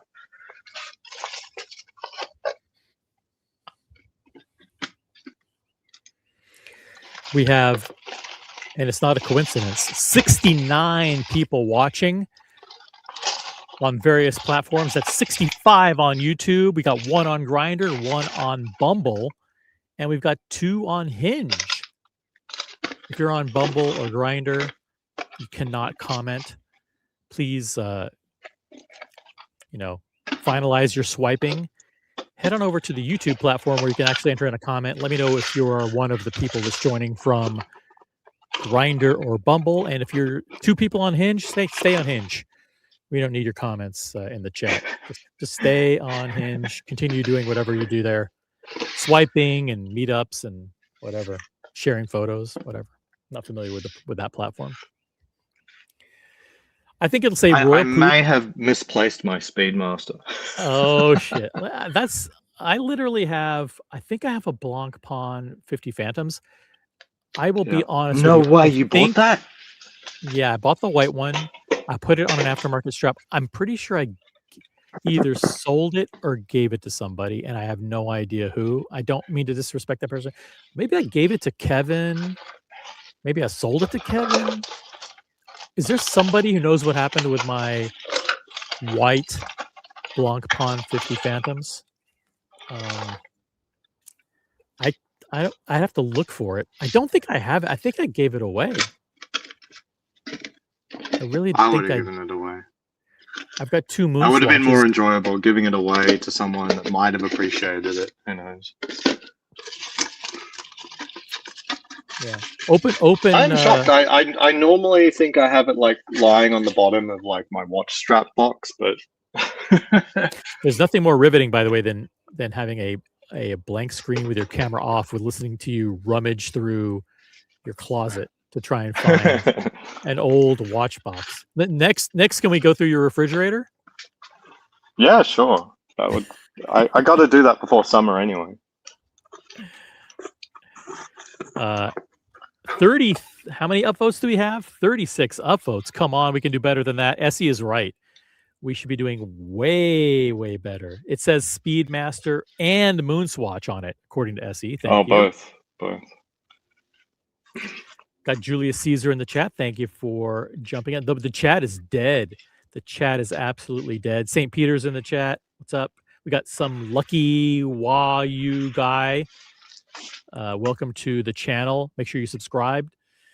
And got guitars, chronos, Happy Meal, luxury watch collection, chrono, Moonswatch, diver, Blanc Pawn, dress, AP, royal joke. That's just a rambling mess of words, but hey, good to have guitar chronos in the chat. Got Alex, wristwatchholic. If you want to join me, Alex, Red Shovel, Mr. Ghost, Captain, 2 or 3 other people, sign up now for the VIP package and the executive experience for Watches and Wonders 27. It's going to be amazing. What's up, Alex? How you doing? What do you make of this, Alex? Alex is a huge Patek collector. Patek's his favorite brand. He also loves Rolex. I'm curious what he thinks of. I don't think he's a big fan of AP, but he's certainly probably not a big fan of Swatch collaborating on some. It's not even going to be a watch. Like, I'm pretty confident that it's not even going to be a watch. It's going to be something that you wear on a lanyard. It's going to be a joke. It's going to be like something you throw in the drawer. Who the hell's going to wear that thing? Who's going to go to a Red Bar event wearing a fucking peach fucking royal oak shaped thing around their neck? Am I being overly harsh? I don't know. I think that it'll definitely be wearable. It's just it will also have the option of putting on the wrist for some reason. You think it'll yeah because all the pop examples we saw, they were all on the wrist. But I mean, you could do so. You could see that you could pop it out of the frame and then do something else with it. So I think that makes sense for a brand that has arguably over-reliant on one collection and one design, the Royal Oak. Why does it make sense to take that one iconic design and make that the image of the brand that gets pushed out to the mainstream. I mean, I guess you have no other choice, but I mean, the other choice is to not do it. But like if the team is already like, hey, we want to diversify, we want people to buy a Neo frame that looks a jumping hour that looks like a Cartier tank or whatever. We want people to buy Code 1159s, bigger watches on rubber bracelets, and we don't want to be just the Royal Oak Company. Why would you then partner with a mainstream watch brand to come out with a watch that presents your brand as being the Royal Oak brand? I mean, maybe that's a rhetorical question. Maybe the answer is self-evident. Maybe there's no answer at all. Maybe I'm just using crazy words just to fill time. I don't know. Well, I mean, first of all, clearly, I mean, we touched on the topic in the first part of your stream, and that is, it's clear that AP really don't see any risk with partnering with the wrong collaborator. Yep. Right? Have they ever been punished? Have they ever been punished for partnering with a rapper or partnering with a cartoon character or partnering with bad fashion people or bad artists or bad musicians? I don't think so. Maybe people just say, oh, well, that watch is bad or that watch is ugly. And then they continue to buy the watches that they do like. Yeah, exactly.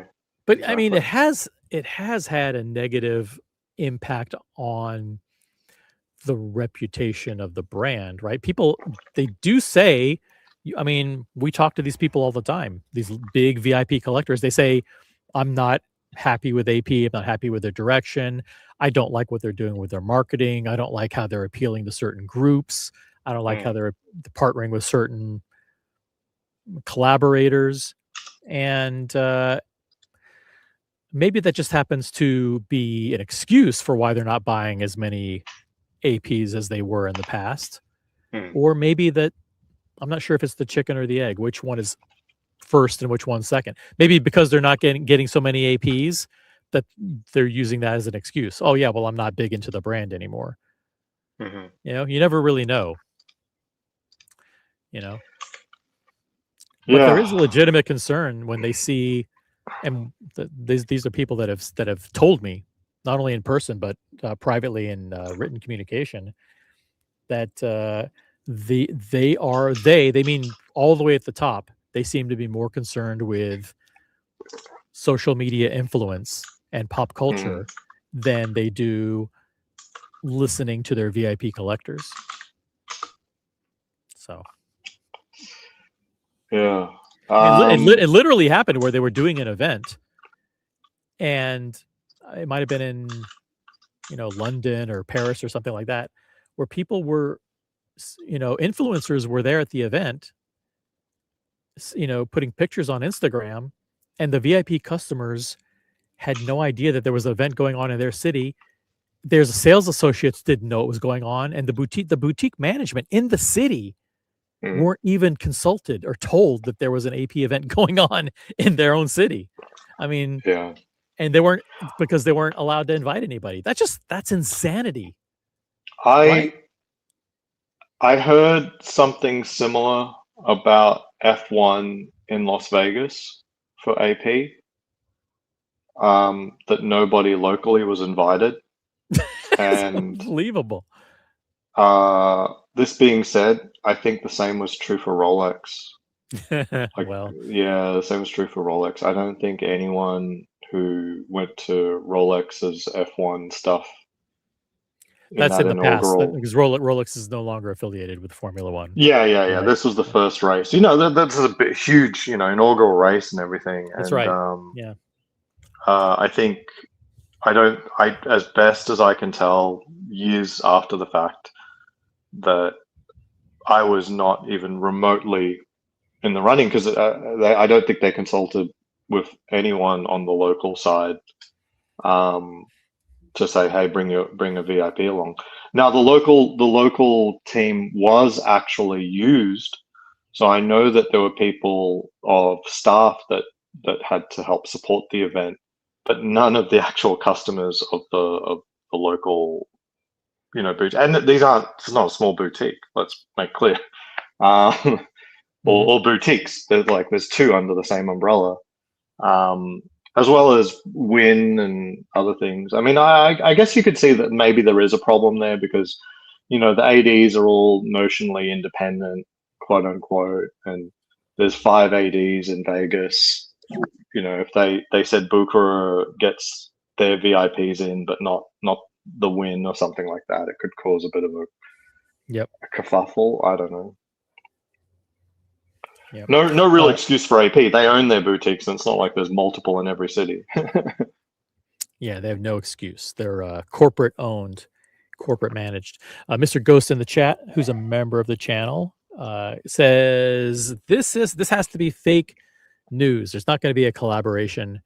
If this is real, I'm selling my Royal Oak. I mean, this is like a brute force reaction. Like, hey, you know, I no longer support the brand if this is real. The reality is this is real. It's just it's blustering. What do they call it? Like when you're just kind of like, you know. Yeah. It's I mean, it's a knee-jerk reaction. But the reality, you won't sell anything. I mean, you'll be fine. So when you make an ultimatum, usually the answer is very clear that you're trying to give the other side. The only question is your integrity, right? Like how willing are you to follow through? I don't know if the right word is integrity. Like how willing are you to follow through on your negative repercussions? Yeah, he has a beautiful white Royal Oak, the 15300, which is the 39. Boy, that's a loud keyboard. Yes. Sorry. Jesus. Hey, I'm an engineer. I got to use a solid keyboard. I mean, is your brain processing like audibly, like are you like card counting? Like, okay, I'm about to type in a sentence that's 136 characters. I want to hear 136 clicks, or else I'll know that I messed up. No, it's very satisfying. It's like if you press a button, the worst button to push is one that's like soft and spongy and doesn't really respond very well. It's sort of like, have you got an electric toothbrush? Normally, electric toothbrushes will have like terrible buttons, right? So, but you want the opposite of that. You want loud, click, satisfying. Something actually happened, is what you feel. I don't like. I like soft, luxurious buttons. You know where I really like that the idea of a silent button is in a car. You know, so like I've had Hondas and Acuras all my life, and I've had BMWs. So the BMW, like when you press on the volume up button, it goes click, click, click. You do that on a Honda, it's silent, right? Like, and there are other things like if you initiate cruise control in a Honda or an Acura, it's a button that makes no noise whatsoever. There's tactile feedback, like you clicked something and you know where everything is. Everything's extremely ergonomic, but you just don't get a click feel, like a plasticky, click. And I think that's something that that the Honda and the Acura people get right. I don't know how other people feel about that. It's not a luxury thing. I just think Jesus. Oh man. I just think the clicking, like it's like it destroys the peace and quiet of the environment, Well, it's not great if you're around someone, but if you're literally trying to type something, I love the clicky keyboards. I can't do the silent stuff. I can't do that. What if it gave you a tactile click, but it did it silently? Sound is tactility. It's the same thing. Like they've done experiments of this. Like it's very difficult for humans to disassociate sound and tactility. Like there may actually be zero tactility, but there's a sound, and they think that something's actually happening. I think that's what happens on the Macintosh, on the Mac's touchpad. They've got like this tactile force touch stuff, and nothing's actually happening. Like nothing is moving, but you are getting like a vibration. but the vibration is enough to make you think that you actually pressed something.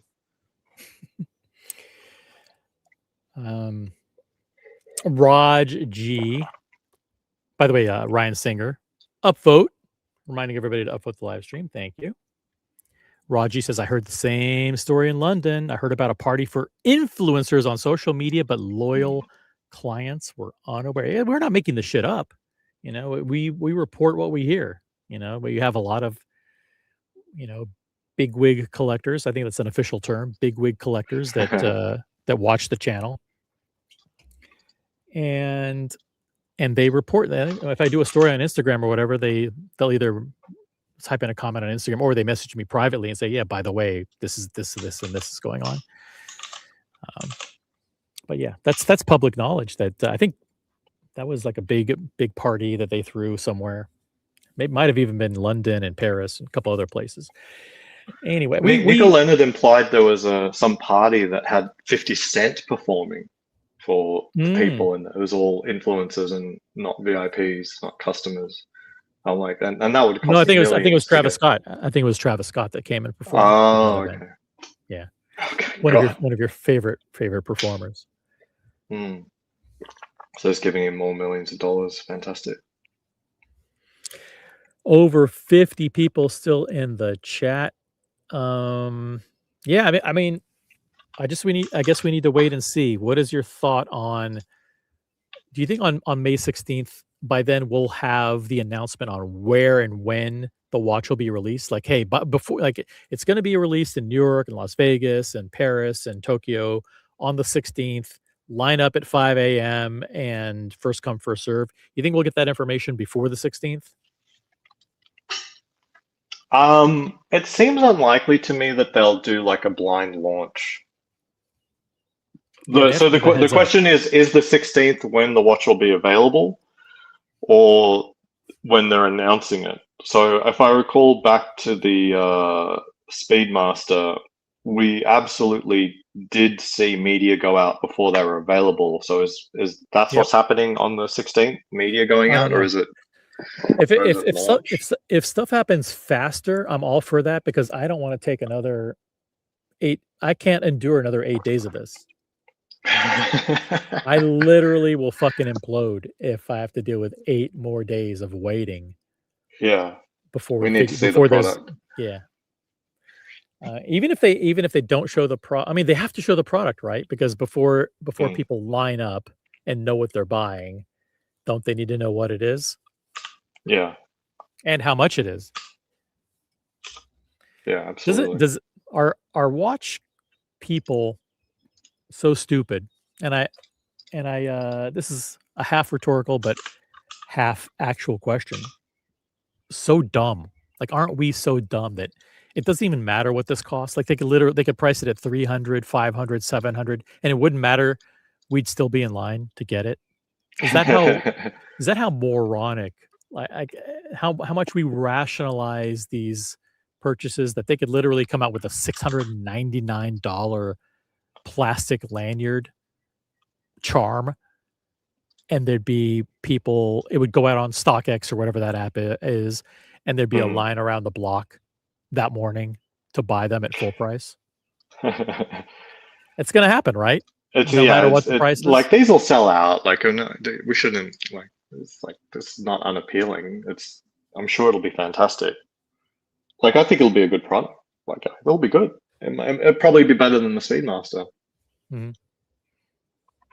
So it's not really the question. You are convinced that it's going to be wearable on the wrist. I'm not so sure. I'm not so sure. I don't think that, like, it's too much heavy lifting. If they have to produce millions of these, they're not going to take a risk on something people can't actually wear on the wrist. Like, is it a foregone conclusion that they will be producing millions of them? I mean, is there a possibility that it would be more limited in production? Like, they would only be in the tens of thousands, or no? You're like, listen, no, we're going to do this. We've got capacity. You know that 3 years ago, Swatch sold 5.8 million units, and in 2025 they sold 4.4 million. So their production was down 1.4 million units Mhm. since from their peak in 2023. So they've got capacity. They could spin up 1.5 million watches over, they could spin up 100,000 watches a month with zero effort. Crank it out. Is this so? I'm impressed by Swatch's manufacturing capacity. I mean, how they ramped up the Moon Swatch production, I don't know. It's pretty phenomenal. I can't isn't imagine. It? I can't imagine. Yeah. Well, capacity is a very expensive thing. Yeah, I mean, it was a masterclass in vertical integration. They do the movements, they did the case, they did everything, and they were able to do, I think in 1 year, they did 2 million units in a year, like 2 million units within an 18-month period after launch. That's astronomical. They generated over 265 million in revenue, just like out of nothing. Mm-hmm. And that doesn't count what the bleed over effect into Omega, where people were paying $9,000 list price from boutiques for Speedmasters, and they actually dramatically increased the percentage of people buying direct, which goes directly to the bottom line because they're not giving away. Where did you see this information? Because throughout all of this stuff, I didn't see any evidence of this happening, and Omega has just been on a decline. It doesn't seem to have helped. Well, they've been on a decline over the last 12 to 18 months, but they were raking it in 2022, 2023, maybe even 2020. No, they lost their spot to Cartier in that time period. They lost their spot to Cartier because Cartier was growing faster than Omega was growing from a revenue perspective. Both produced approximately the same number of units, 550 to 600,000 units, which is amazing. But Cartier was just doing a little bit better on their average price. Original Mathis is in the chat. He is the co-CEO of the Watch Colony Channel Network and CEO of this channel.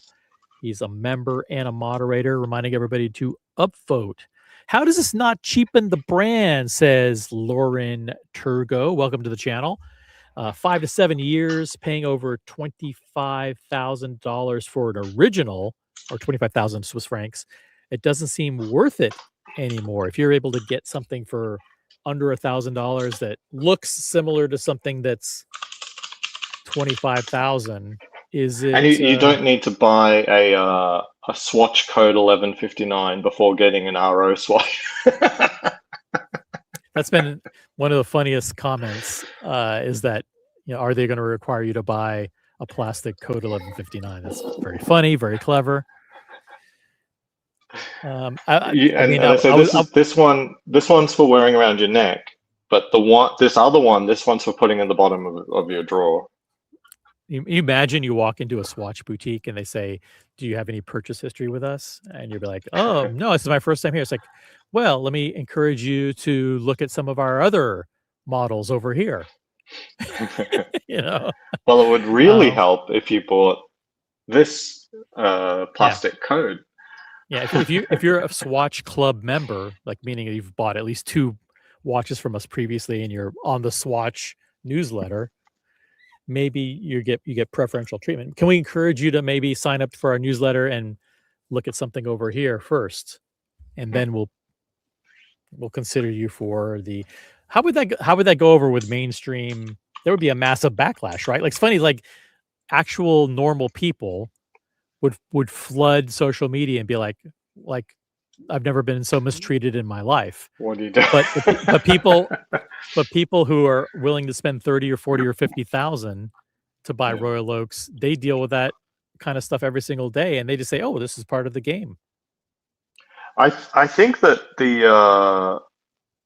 the mainstream collectors of things is it's even worse. Have you ever seen like the Pokemon stuff?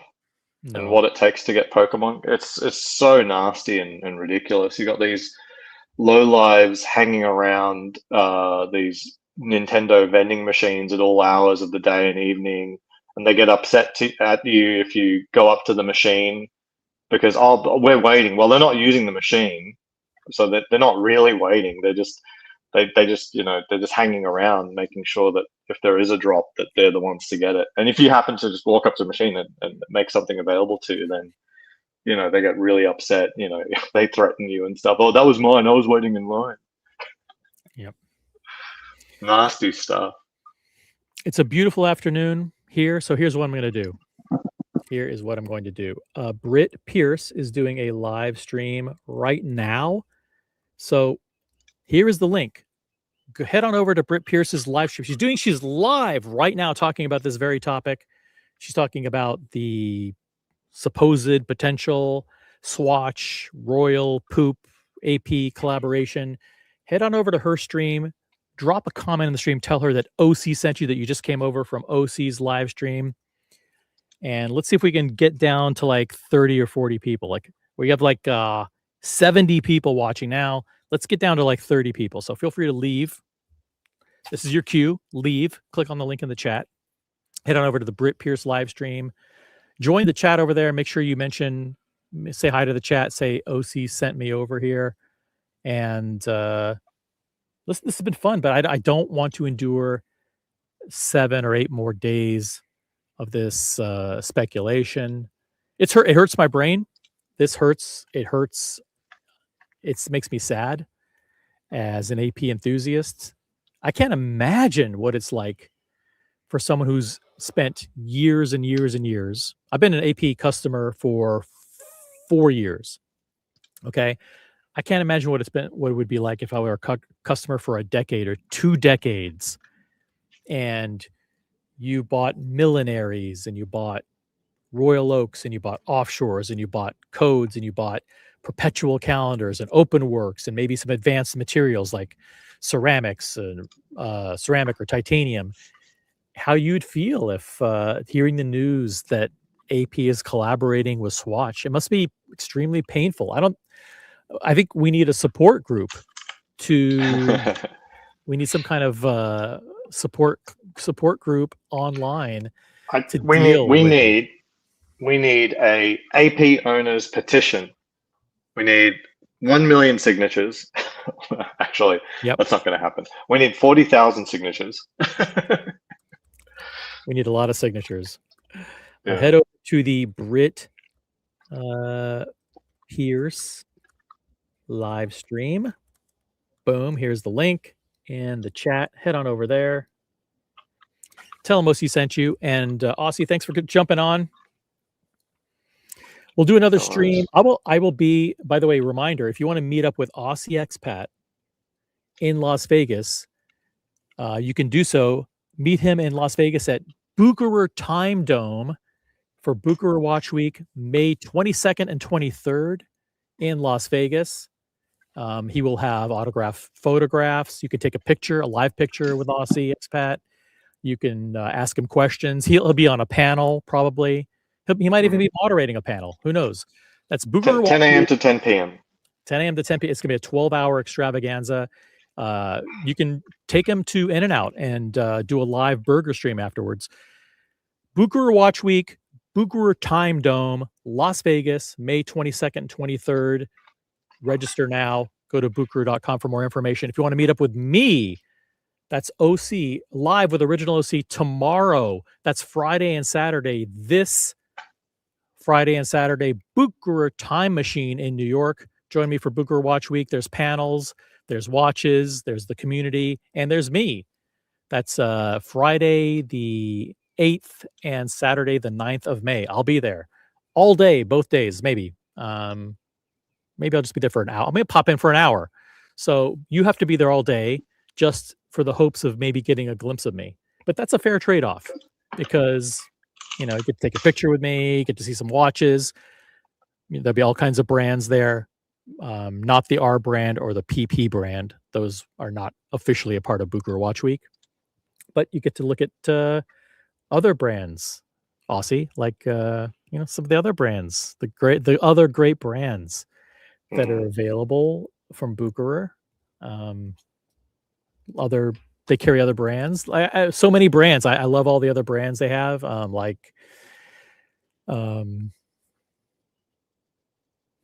They have a bunch of other brands. They have Chopard is a brand, right? Chopard is a brand. They have they just have other, like, so many brands are like flooding into my brain right now that I can't even verbalize it. So many great brands that you want to see their latest releases, hot from Watches and Wonders. So head on over to Bucher Watch Week. You do have to RSVP. It's Watch Week at bucherer.com. If you haven't RSVP'd, it's probably too late. And I think the email address is bucherwatchweekvegas at bucher.com to RSVP for Vegas. And we'll see you there. Head on over to Britt Pierce's live stream. I want to thank everybody for tuning in. I want to thank all of the great members for joining me today. I want to thank The Greater Gatsby. I want to thank them all. I want to thank SE. I want to thank Whole Milk and AD Never Calling for your member milestone chats and for your super chats today. And we will catch you on the next one. Aussie Expat, thank you for joining me on the panel. Head on over to Britt Pierce's live stream right now. Click on the link in the chat, and we'll catch you on the next one. Guys, hopefully we don't have to endure 8 more days of this. But we'll catch you. Join me and Aussie for a quick VIP after show if you want. I'll drop the link. VIP after show. We'll stay on for 5 minutes. 5 minutes only. Then we're going to join you at the Britt Pierce live stream on the Britt Pierce Watches channel. Thanks, you guys, for tuning in. We'll catch you on the next one. Love you guys. Peace out.